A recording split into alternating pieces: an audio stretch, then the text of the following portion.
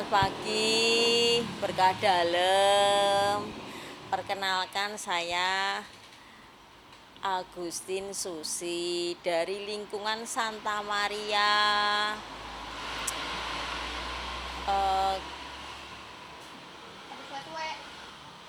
Menurut kamu tentang membahas tentang Bunda Maria naik ke surga. Bunda Maria? Iya, iya. Mana maksudnya? Bunda, menurut saya, Bunda itu ibu. Sing namanya ibu itu pengayom. Pengayom berarti mengayomi semuanya.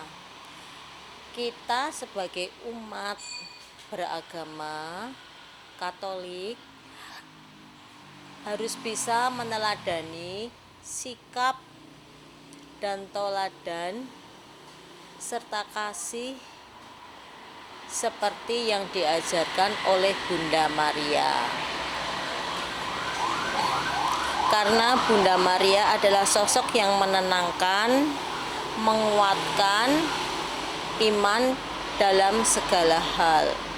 Di saat kita sedih, saat kita bahagia. Begini, saya tuh masih bingung. Yang namanya Bunda Maria naik ke surga, itu maksudnya Bunda Maria sudah meninggal, terus terangkat ke surga dengan kekuatan Roh Kudus, atau bagaimana ya? Saya bingung. Aduh, bingung loh, aku bingung loh. Aku bingung teman nanya. Maksudnya Bunda Maria pas meninggal baru berangkat ke surga. Apa kepriwe jane? Aku bingung loh.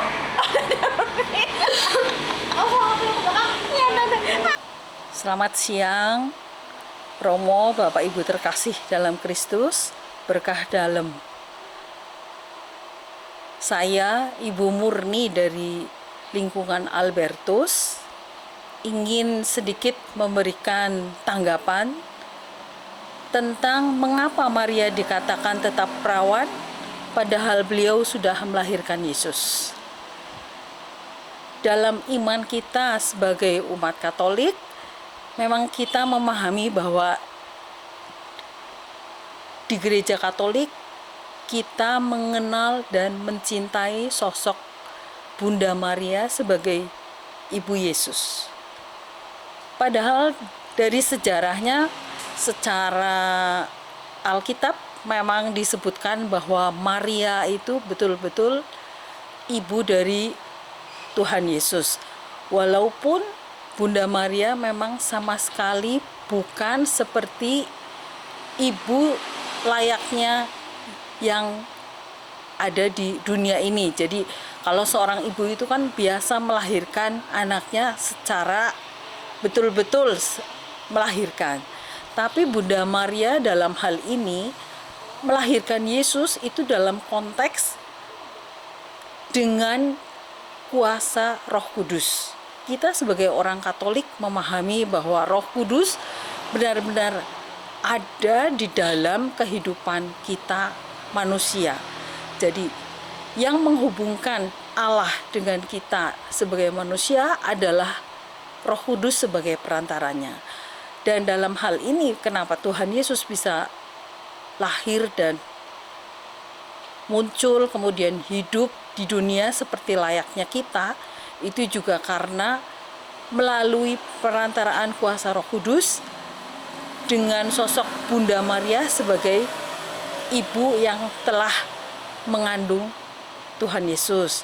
Tapi memang tidak seperti nyata seperti kita pada umumnya.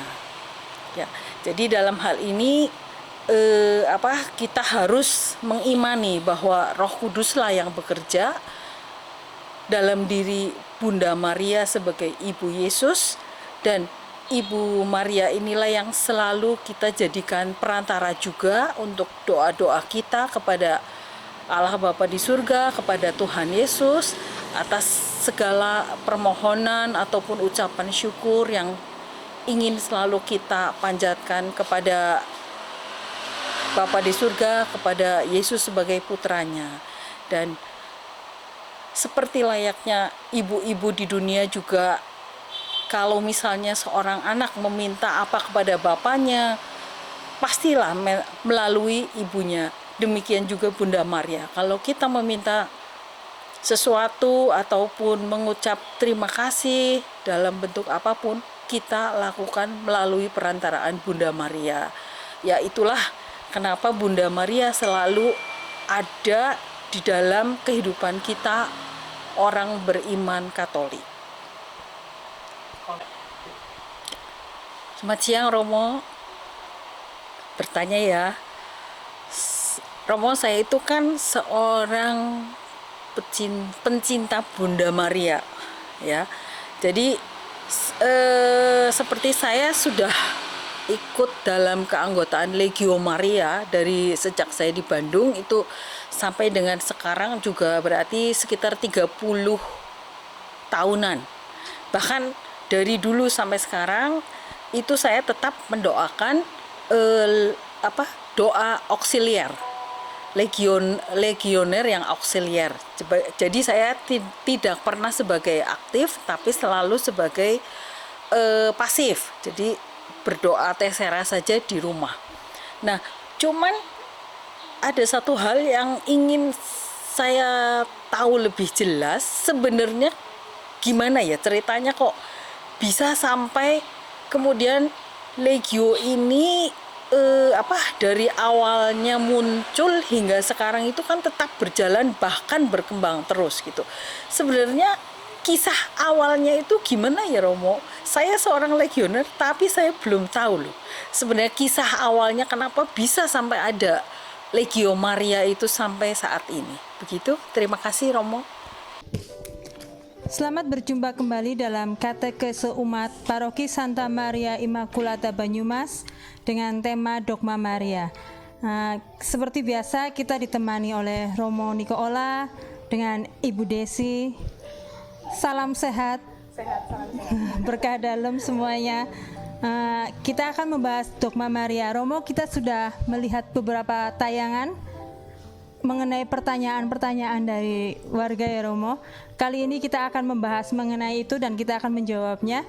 Sebelumnya kita buka dulu, akan dibuka oleh Romo. Silakan Romo. Baik, marilah kita awali katekese umat ini dengan membuat tanda kemenangan Kristus. Dalam nama Bapa dan Putra dan Roh Kudus. Amin. Ya. Silakan. Baik, pertanyaan-pertanyaan umat Romo yang sudah kami terima. Yang pertama adalah, siapa yang menentukan dogma? Baik, pertanyaan siapa yang menentukan dogma pasti nanti akan dijelaskan juga, tetapi kita tidak bisa lepas dari pembahasan kita dulu. 3 dasar iman kita adalah kitab suci, tradisi suci, dan magisterium. Maka yang menentukan dogma ini adalah magisterium. Para bapak gereja lewat sidang, lewat konsili-konsili, dan banyak sekali konsili dalam gereja Katolik. Ada juga yang konsili ekumene, itu bersama gereja Katolik bersama dengan para bapak gereja dari gereja-gereja Kristen yang lain, entah dari Ortodoks, Protestan, itu untuk menentukan ini menyangkut iman, jadi itu dibahas bertahun-tahun tentang itu. Jadi yang menentukan ini dogma atau tidak itu magisterium. Ya, karena magisterium itu yang punya kuasa mengajar, kuasa mengawasi. Gitu. Dogma itu sebenarnya apa sih, Mo? Dogma itu ajaran ya yang diterima sebagai kebenaran atau doktrin yang ditetapkan secara otoritatif. Ya, ditetapkan secara otoritatif. Artinya bahwa kalau otoritas itu kan ada yang berkuasa untuk berhak untuk menentukan, bukan sembarang orang menentukan. Maka tadi saya katakan magisterium lewat konsili-konsili, para bapak konsili, para bapak gereja, mereka ini yang berhak untuk menentukan ini boleh dogma atau ini tidak. Seperti itu. Jadi dogma itu sebuah kebenaran atau doktrin yang ditetapkan secara otoritatif. Dogma Gereja Katolik itu ajaran atau doktrin yang dinyatakan sebagai suatu kebenaran yang ditetapkan oleh Gereja Katolik. Jadi apa yang ditentukan oleh para bapak gereja, khususnya di dalam Gereja Katolik, ya kita itu mengikuti ini sebagai sebuah kebenaran. Jadi nanti kalau kita bicara tentang dogma-dogma Maria, ini juga kita akan melihat nanti siapa yang menentukan itu, konsili mana yang menentukan itu. Jadi bukan sesuatu yang muncul seketika itu ya oleh kesenangan satu dua orang, enggak, itu lewat sidang di dalam konsili-konsili itu. Begitu. Lalu kemudian yang kedua? Yang kedua itu kan kita mengenai ini berkaitan dengan balik ke devosi sedikit ya Romo ya. Oh baik. Nah, kalau kita menghormati Bunda Maria dengan kadang kan kita Bunda Maria itu dihormati lebih daripada yang lainnya kan Romo. Ya. Salah satu bentuknya mungkin ada Legio Maria ya Romo. Kalau Legio Maria itu asal usulnya itu sebenarnya secara singkatnya itu gimana Mo? Iya, baik. Jadi kita dalam pembahasan yang lalu itu kita bicara tentang devosi. Ada macam-macam bentuk devosi di dalam Gereja Katolik. Salah satunya yang disebut dengan itu adalah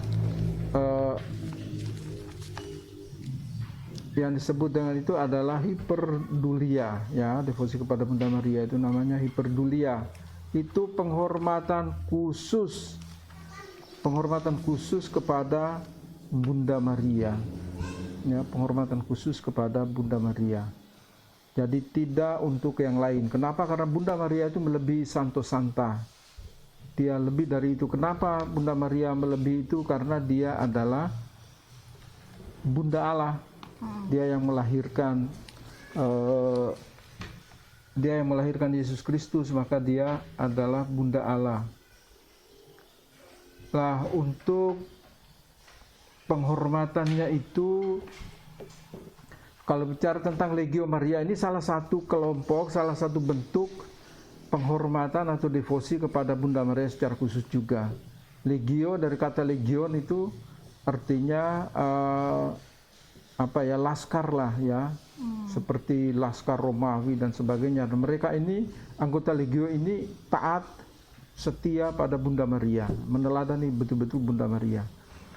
Nah, awal mulanya itu dimulai di Irlandia, di Dublin, Irlandia, pada tanggal 7 September tahun 1921. Ini Legio Maria ini dibentuk oleh orang-orang awam. 15 orang awam di Irlandia ini, mereka itu membentuk semacam kelompok doa, tapi tujuan mereka ini adalah bentuk pelayanan, dan mereka mendoakan orang-orang sakit, orang-orang jompo di rumah-rumah, kemudian berkembang di rumah sakit. Kemudian bentuk pelayanan ini kemudian dihidupi dan ya sampai hari ini masih eksis itu ya, Legio Maria ini masih eksis. Jadi ini sebuah bentuk pelayanan. Jadi tugas mereka itu mendoakan orang-orang sakit, mengunjungi yang sakit di rumah, yang jompo, dan seterusnya. Itu awal mulanya itu. Jadi ini gerakan awam untuk melayani orang-orang yang mungkin tidak terlayani oleh gereja. Seperti itu, singkatnya seperti itu untuk Legio Maria. Dan saat ini semua kalangan sudah ya Romo. Kalau dulu Legio Maria dominasi oleh ibu-ibu dan simbah-simbah. Sekarang Mudika pun juga iya ada, betul ya. Jadi yang saya tahu, yang pernah di paroki Cilacap itu ada juga anak-anak SD. Kelompok Legio itu ada anak-anak SD, ada juga kelompok remaja. Bahwa ada beberapa tempat ya sepuh-sepuh yang tua-tua juga ada. Ya, tetapi sebenarnya sih tidak dibatasi ya, karena itu kan pelayanan doa. Pelayanan doa. Jadi anggotanya itu ya memang seperti legion itu kan, seperti mereka itu seperti tentara lah, jadi harus tertib, sepanjang minggu ini saya buat apa itu kan dilaporkan semua loh ya. Ya, jadi mereka doa, ada yang anggota aktif, ada yang tidak aktif, tetapi mereka dengan cara mereka doa katena, doa mendaraskan doa rosario dan sebagainya. Ya, seperti itu. Baik. Ada pertanyaan lagi Romo, dua pertanyaan tetapi ini bisa dijadikan satu nanti ya. Ya, Maria diangkat ke surga, tentang Maria diangkat ke surga. Ini Maria diangkat ke surga atau naik ke surga? Lalu yang pertama, yang kedua, kalau Maria diangkat ke surga itu dalam keadaan sudah meninggal atau masih hidup atau bagaimana? ya. Lalu kemudian ada lagi yang bertanya Romo, apabila Maria diangkat ke surga, ada tradisi yang mengatakan bahwa Maria itu dimakamkan. Jadi ada yang masih mencari tempat di mana makamnya Bunda Maria, seperti itu. baik. Yang pertama, Maria itu naik ke surga atau diangkat ke surga. Yang kita tahu Maria itu diangkat ke surga. Maria Assumpta itu salah satu dari 4 dogma Maria itu adalah Maria diangkat ke surga. Jadi Maria tidak naik sendiri. Beda dengan Yesus kan, kalau Yesus naik ke surga, bukan diangkat ke surga. Yesus naik ke surga. Ya, karena dia Allah, dia naik sendiri. Maria tidak. Ya, Maria itu diangkat oleh putranya kan, gitulah. Ya, diangkat oleh putranya kan, dalam kitab suci juga dikatakan nanti siapa yang setelah Yesus itu siapa? Orang-orang kepunyaannya. Siapa orang kepunyaannya? Ibunya kan. Gitu. Jadi sampai hari ini memang gereja mengaku itu, dan berdasarkan catatan-catatan sejarah, Maria memang diangkat. Nah, kalau kita berbicara tentang dogma, ini harus kita bicara dalam konsep Allah. Kita harus bicara dalam kemahakuasaan Allah, bukan kesempitan pikiran kita. Apa iya, apa mungkin? Sangat mungkin. Allah itu tidak ada yang mustahil kok. Tidak ada yang mustahil bagi Allah. Dia suruh Musa belah laut merah, jadi kok. Laut terbelah 2, mereka bisa lewat. Allah bisa buat apa saja, apalagi cuma diangkat ke surga. Jadi yang kita pikirkan ini kan soal kuasa Allah loh, bukan kita. Kalau kita kan banyak yang apa iya, apa mungkin, kan gitu, banyak tidak mungkinnya. Tapi Allah tidak ada yang mustahil. Semua pintu kemungkinan itu terbuka bagi Allah. Nanti di dalam pembahasan ya dogma, nanti saya akan perkenalkan keempat dogma itu, tetapi pendasaran dari dogma itu kan kita akan lihat dalam pertemuan episode-episode berikutnya.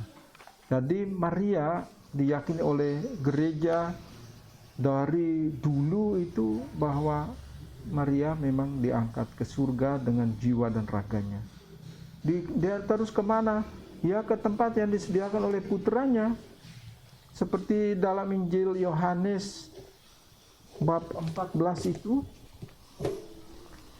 Yohanes bab 14, aku kutip sebentar supaya biar ada pendasaran yang.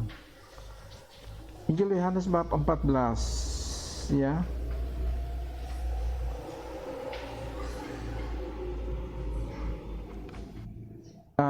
Bab 14 ayat yang ketiga, Yesus berkata, mulai ayat kedua bisa juga, Yesus berkata, di rumah Bapakku banyak tempat tinggal.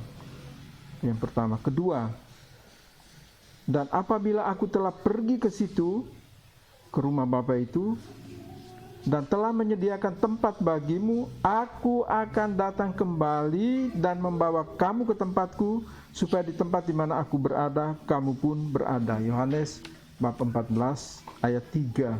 Jadi Bunda Maria bersama dengan Yesus, dia tidak kemana-mana itu. Ya kan? Itu janji Yesus. Jadi tentang bahwa Bunda Maria dimakamkan itu sampai saat ini kan data historisnya pertama nggak ada. Ya, di mana dimakamkan? Kalau di Yerusalem misalnya, di dekat makam Raja Daud itu, di sebelahnya itu ada sebuah gereja. namanya gereja apa itu. Tetapi di situ ada patung Bunda Maria. Mereka berkata bahwa Maria tidak mati, Maria tidur. Tidur lalu dia diangkat ke surga. Jadi memang dipatungkan di situ di dalam gereja itu bukan makam, bukan dalam makam, tetapi di situ ada. Saya masih punya foto itu tentang itu. Jadi Maria diyakini oleh gereja Katolik ini, makanya didogmakan itu. Ini sebuah kebenaran yang diimani oleh gereja Katolik bahwa Bunda Maria itu diangkat ke surga dengan jiwa dan raganya. Kalau dengan jiwa dan raganya jelas Maria hidup, ya kan? Nah, tadi kan Romo bicara mengenai 4 dogma tentang Maria ya Romo. Itu apa aja Romo? Baik. Jadi keempat dogma tentang Bunda Maria ini, ya kenapa dibuat ada 4 dogma ini? Ini sebagai penghormatan terhadap Bunda Maria yang telah melahirkan Yesus Kristus sebagai juru selamat.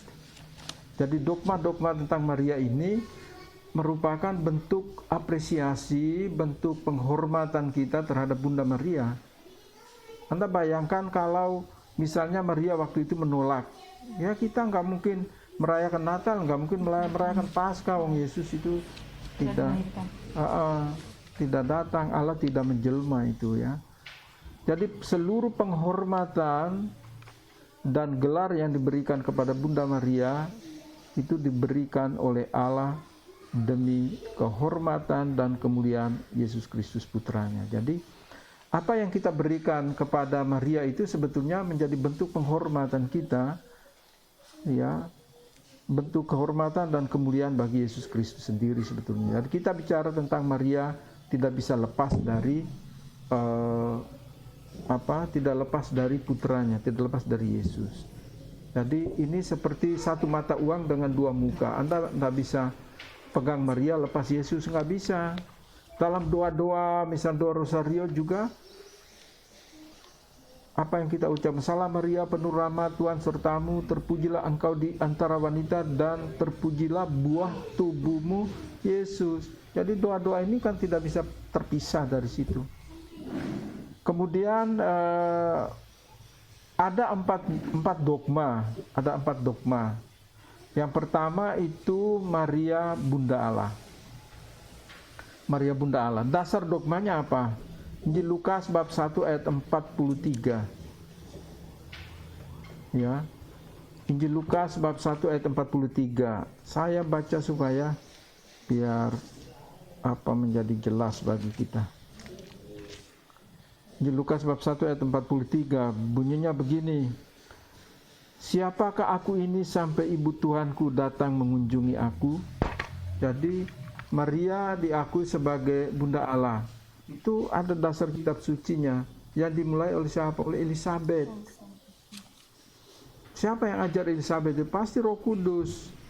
Karena ketika Maria menerima kabar dari malaikat bahwa ia mengandung, dia bergegas ke pegunungan di Galilea bertemu dengan Elizabeth. Ketika sampai Elizabeth langsung, lah ini siapa aku ini sampai ibu Tuhanku datang mengunjungi aku. Jadi ini sudah memang karya Roh Kudus yang luar biasa. Kemudian pendasaran yang lain juga dirumuskan dalam Konsili Efesus, ya. Jadi ini sekali lagi ini magisterium, ya. Konsili Efesus itu kan magisterium.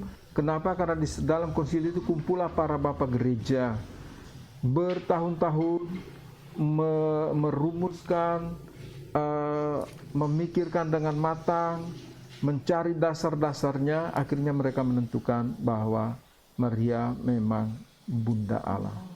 Perawan tersuci Maria adalah Bunda Allah. Jadi ditentukan oleh Konsili Efesus. Jadi apa yang dirumuskan di dalam kitab suci, kemudian para bapak gereja merumuskannya lagi di dalam konsili sebagai sebuah kebenaran bahwa Maria itu Bunda Allah. Kemudian setelah konsili Efesus tahun 431, pada konsili berikutnya, konsili Kalsedon, itu dirumuskan kembali, ya, dirumuskan kembali bahwa Yesus Kristus lahir dari perawan Maria menurut kodrat kemanusiaannya. Kristus yang satu dan sama adalah putra Allah. Lah, Kristus saja putra Allah, ya jelas bundanya ya bunda Allah toh. Ya, sangat logis itu. Bukan sesuatu yang mengada-ada. Ini dirumuskan oleh para bapak gereja loh, ini pendasarnya ini. Ya. Itu Maria sebagai bunda Allah. Nanti pada waktu pertemuan berikut Romo akan menunjukkan tentang Maria, dasar-dasar Maria digelar bunda Allah itu. Dasarnya apa saja? Ini kan saya kutip beberapa, tapi nanti ada dasar kitab sucinya mana, dasar tradisi gerejanya mana, dasar magisteriumnya apa. Jadi tadi kan Romo mengutip ya 1-2 itu sebagai pendasaran kita, perkenalan awal lah ini ya. Kemudian yang kedua, dogma yang kedua, gelar yang kedua adalah Bunda Maria tetap perawan. Ya, aneh itu kan? Iya. Kadang ini yang nggak bisa dipikir dengan Lah, Bunda Maria Iya. tetap perawan. susah. Ya. Dasar dogmanya apa? Jadi ada juga di dalam kitab suci. Kristus adalah Allah, maka proses pembentukannya sebagai janin tidak memerlukan campur tangan laki-laki, namun oleh kuasa Roh Kudus, seperti dikatakan dalam Injil Lukas bab 1 ayat 35. Injil Lukas bab 1 ayat 35 bunyinya begini.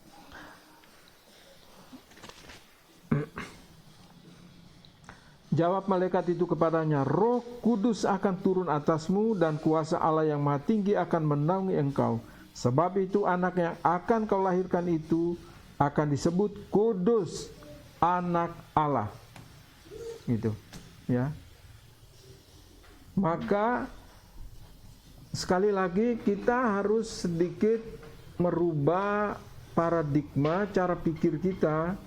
Kita itu ada pada paradigma Allah.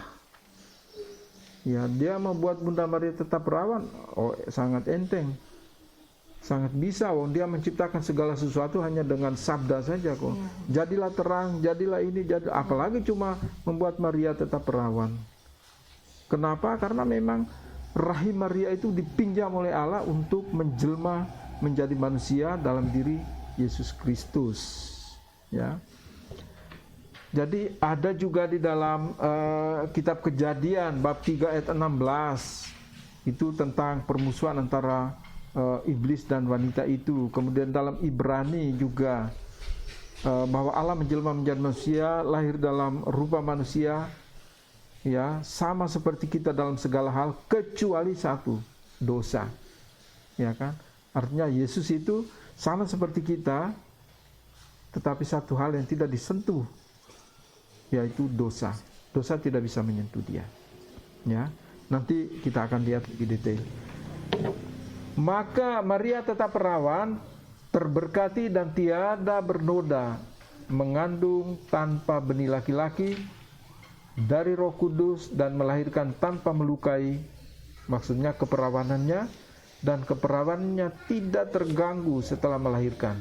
Ini dirumuskan di dalam konsili Konstantinopel kedua tahun 553 dan juga kemudian disempurnakan di dalam konsili Lateran tahun 649. Jadi ini ditentukan oleh ya kebenaran, sebuah kebenaran yang ditentukan secara otoritatif itu lewat sidang para bapak gereja loh. Ya, mereka dengan hati yang jernih merumuskan, cari dasar-dasarnya. Jadi bukan asal, udah kamu jadi ini, tidak. Ya, jadi dengan data yang sangat akurat, bukti-bukti sejarah, dasar-dasar kitab suci, barulah mereka merumuskan ini sebagai bentuk penghormatan terhadap Bunda Maria sebagai Ibu Yesus, gitu loh. Jadi Maria ini bukan wanita sembarang, Maria ini wanita pilihan loh. Wanita pilihan.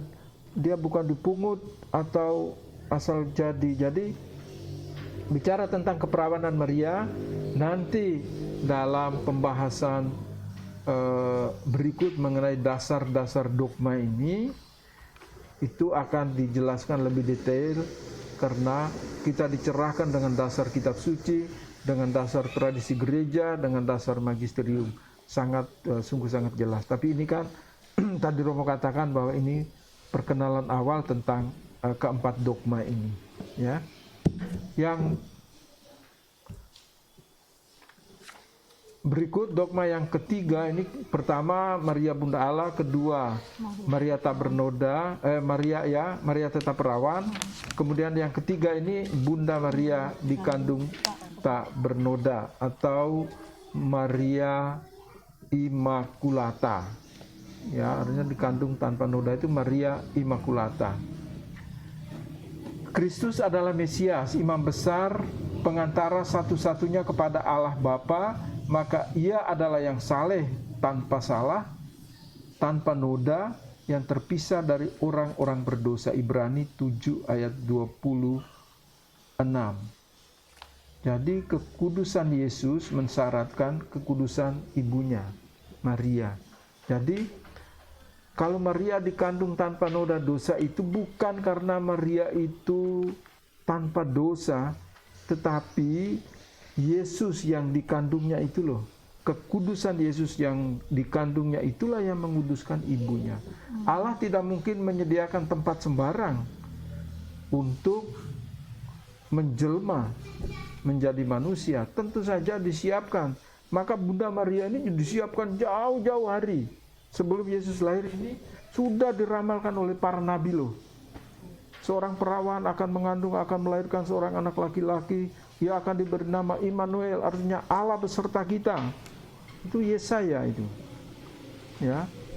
Dalam kitab Nabi Yesaya, di sana sudah dikatakan. Jadi Yesaya itu hidup ribuan tahun loh sebelum Yesus. Ya. Oleh karena itu, maka para bapak gereja itu menetapkan ini, ya. Memberi gelar ini kepada Maria. Misalnya Paus Pius ke-9 pada tanggal 8 Desember tahun 1854 itu memberi gelar ini kepada Maria. Bukan karena Maria yang suci, tetapi yang dikandungnya itu loh.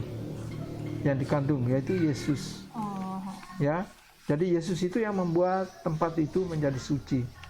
Jadi misalnya kan kita memberi gambaran sedikit secara harafiah. Misalnya di satu ruangan yang gelap, ya, hanya bisa kelihatan sesuatu kalau ada terang. Terang itu masuk lalu mengubah semua kan, gelap jadi terang. Maka ini mau menggambarkan bahwa rahim Maria itu sama dengan kegelapan. Karena dia juga manusia, tapi dia wanita pilihan. Ketika Yesus masuk bersemi di dalam rahim Maria, itulah semuanya menjadi terang benderang. Iya kan? Berarti Maria tetap mungkin ada dosa asal gitu, tetap ada gitu ya Romo ya? Maria itu disiapkan dari awal. Kenapa? Karena Allah harus menyediakan tempatnya. Ya. Maka sebetulnya Maria itu tidak terkena dosa asal karena Maria disiapkan. Maria disiapkan dari awal. Berbeda dengan Santo Santa. Itu kan semua terkena dosa asal. Kenapa? Mereka bukan orang-orang yang disiapkan menjadi orang kudus. Tapi Maria itu lewat para nabi sudah. Dari Musa sendiri sudah. Sejak dari Nabi Musa juga sudah di sana dikatakan, meskipun belum terang benderang, tapi kan dari satu nabi ke nabi yang lain, mereka itu pewarta mereka nanti akan muncul seperti saya, seorang nabi. Allah bilang kata-kataku akan kutaruh di dalam mulutnya. Siapa lagi kalau bukan Yesus? Jadi sejak zaman Musa pun sudah. Bahwa kemudian mulai diperjelas lagi oleh para nabi, Yesaya dan seterusnya. Ya. Jadi Maria itu tidak kena dosa asal karena Maria sudah disiapkan dari sana. Jauh-jauh hari sebelumnya. Berbeda dengan para orang kudus, para martir dan sebagainya. Mereka bukan orang yang disiapkan untuk menjadi orang kudus. Ya, itu yang menjadi pembeda. Maka gelar ini diberikan pada tanggal 8 Desember tahun 1854. Kan baru abad ke-18, 19-an ya kan? Ya, jadi prosesnya itu lama loh. Untuk mendapat hal-hal seperti ini kan menyangkut iman ya. Jadi tidak asal-asalan, tapi sebuah proses yang sungguh-sungguh disiapkan dengan serius. Mari kita lihat dogma yang keempat. Nah, ini yang kita omong tadi, naik atau diangkat tadi itu. Itu dogma Bunda Maria diangkat ke surga. Ya. Jadi Bunda Maria diangkat ke surga, bukan naik ke surga loh ya. Tapi diangkat. Siapa yang mengangkat dia? Ya Yesus, putranya. Ya kan? Yesus putranya mengangkat dia kan. Ya, bukan orang lain. Maria tidak naik sendiri. Kalau Yesus tidak mengangkat, sangat tidak mungkin Maria itu naik sendiri. Bunda Maria karena tidak berdosa sepanjang hidupnya, maka ia menjadi yang pertama dari seluruh orang beriman yang menerima janji Kristus akan mahkota kehidupan abadi. Jadi dasar kitab sucinya itu dari surat Rasul Yakobus bab 1 ayat 12, 1 Korintus bab 9 ayat 25, kitab Wahyu bab 2 ayat 10. Ini semua berbicara tentang Maria diangkat ke surga. Jadi dasar kitab sucinya itu ada. Nah, karena ada dasar kitab sucinya, oleh para bapak gereja lewat sidang-sidang, lewat konsili-konsili itu, baru mereka menentukan untuk menghormati Maria harus diberi gelar ini loh, Maria diangkat ke surga atau Maria Assumpta. Ya, dalam bahasa Latin Maria Assumpta itu diangkat ke surga.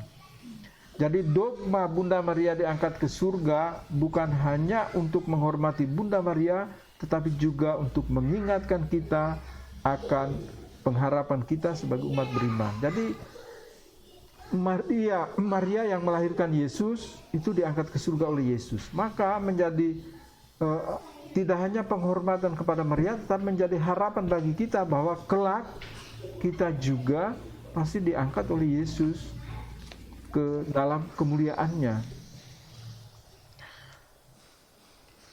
Bahwa jika kita setia beriman sampai akhir zaman, ini ditegaskan lagi. Ini kalau kita semua juga setia sampai akhir zaman, kita juga seperti Bunda Maria, diangkat oleh Yesus ke dalam kemuliaannya. Jadi Bunda Maria diangkat oleh Yesus dalam kemuliaan. Kalau orang bertanya lah, terus dia hidup di mana? Ya hidup dalam putranya. Di mana ya? Di rumah Bapa. Karena Yesus sendiri yang bilang dalam Injil Matius bab 14 ayat 1-6 kalau kita baca, aku pergi untuk menyediakan tempat bagi kamu supaya di tempat di mana aku berada kamu juga berada. Di rumah Bapakku banyak tempat tinggal. Gitu loh. Jadi Yesus pergi menyediakan tempat untuk kita semua. Yang pertama-tama memenuhi janji ini adalah Bunda Maria. Karena dikatakan dalam kitab suci juga, nanti yang Yesus sebagai buah sulung kebangkitan, nanti setelah dia lalu orang-orang kepunyaannya, ya pasti ibunya toh, bukan yang lain kan gitu. Ya setelah itu baru kita lain ya nunut ikut gitu ya. Itu para saudara-saudara sekalian dimanapun Anda berada, ini baru permukaan tentang 4 dogma Maria. Ini bentuk penghormatan gereja terhadap Bunda Maria, maka gereja memberinya gelar yang kita sebut dengan dogma ini, diberinya gelar sebagai bentuk apresiasi gereja karena Maria sudah mengandung dan melahirkan Sang Juru Selamat.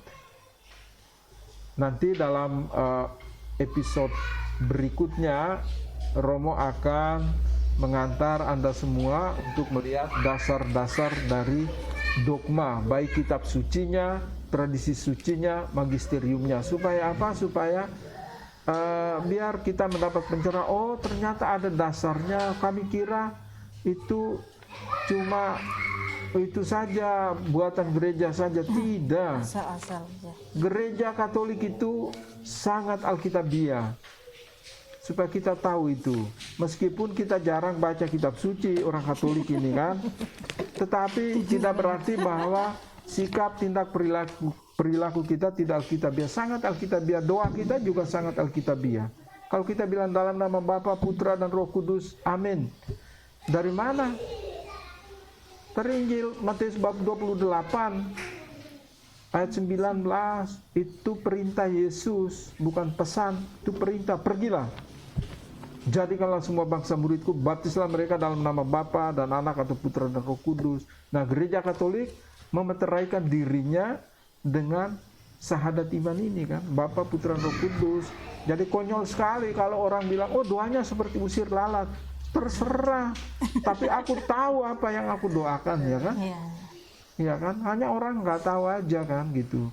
Kalau dibilang Maria sebagai bunda Allah, oh ada juga yang mengkritik, loh siapa bidannya kalau dia melahirkan?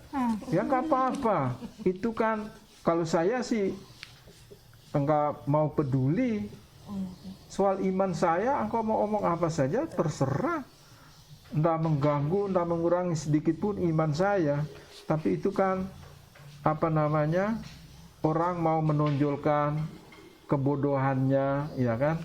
Orang mau menonjol kebodohannya. Dan saya pikir dari awal saya sudah bilang bahwa katekesi ini tidak bertujuan untuk memberi jawab kepada siapapun, pendebat, debater manapun, tidak.